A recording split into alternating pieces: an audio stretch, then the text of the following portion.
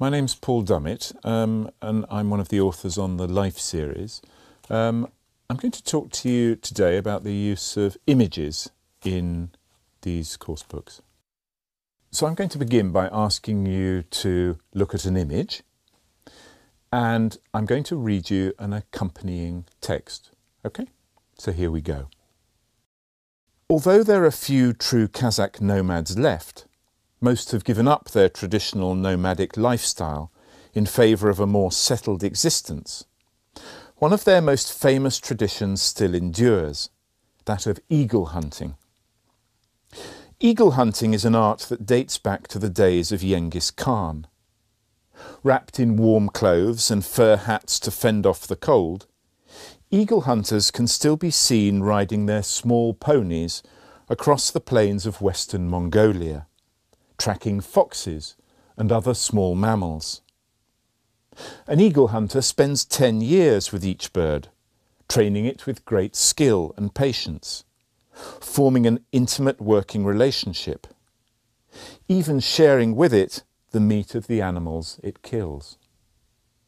Now, if you had just heard that text, or perhaps read it somewhere, I imagine that unless you had some association with Kazakhstan or Western Mongolia, in a year's time you'd remember very little of that story. But if I showed you the picture in a year's time, the chances are that you would not only remember where you saw it, you'd remember what it was. You'd say to yourself, ah yes, that's an eagle hunter. They track the plains of Western Mongolia. I don't think there are very many of them left, in fact. They form this very close relationship with this bird. They sometimes even share the meat of the animals that the eagle kills with them. Now, why is that? Why is it that the picture is so memorable, that the image is so memorable? It's because images are the way that we store experiences. Our minds and memories work in images. When we came to write these books, Life, using National Geographic content, the editorial team and the authors decided that the image was an extremely important part. With each unit that we wrote, each spread that we wrote in the books, we started with the image. Now that's a very unusual thing in a writing process. Normally you'd start with a particular topic or theme. You might start with a particular language point, a grammar point, or a functional point. So let's say, for example, you were trying to communicate the idea of friendship or companionship.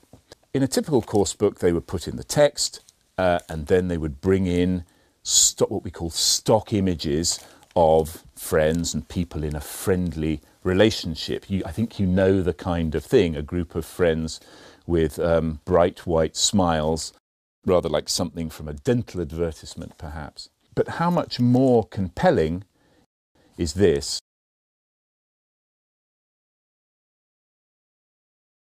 Or perhaps this? Now the point about images like this is that they demand an emotional response.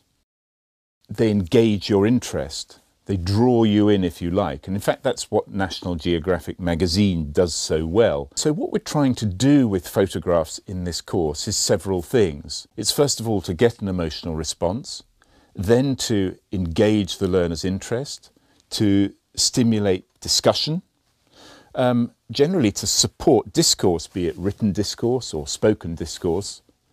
And the final thing, and perhaps the most important thing, is to make learning last. I'd just like you to look at this picture. This is from the upper intermediate level. All the units in the books begin with a striking photograph, and this is no exception.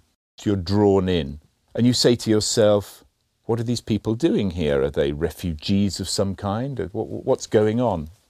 Then you listen to the story. The picture supports the discourse. These are in fact the parents of first-year university students in Guangzhou in China. And because very often they have only children, they've invested a great deal in their children's future.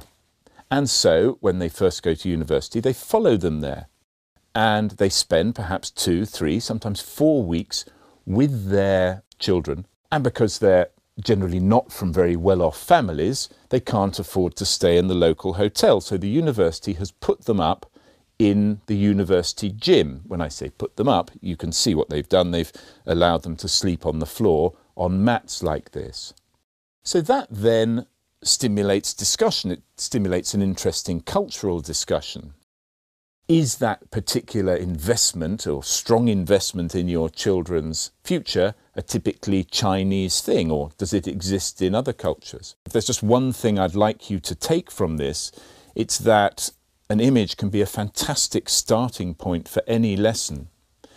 All students now have with them either cameras or smartphones on which they can take photos, and this is a great resource for you as a teacher to use. This is an activity based on a text in the advanced level of life, which is about a Japanese poet called Basho. Late in life, he set off on a journey across Japan, writing little poems, haikus, about what he called nature's modest dramas. And here's an example: a leaf floating in a mountain stream. So what I asked students to do was to use this sort of idea, nature's modest dramas, as an inspiration, and to go out and to photograph things that they saw, little events that caught their eye, and to bring them back to the classroom, and then to describe the picture they'd taken, why they'd taken it. There are many other exercises you can do like this, getting students to photograph perhaps their favourite graffiti, their favourite building, other things like that. It's generative for vocabulary, it's generative for discussion, and it goes quite deep because, as I said right at the beginning, and I can't say often enough, it involves emotional engagement, and emotional engagement is extremely key to learning.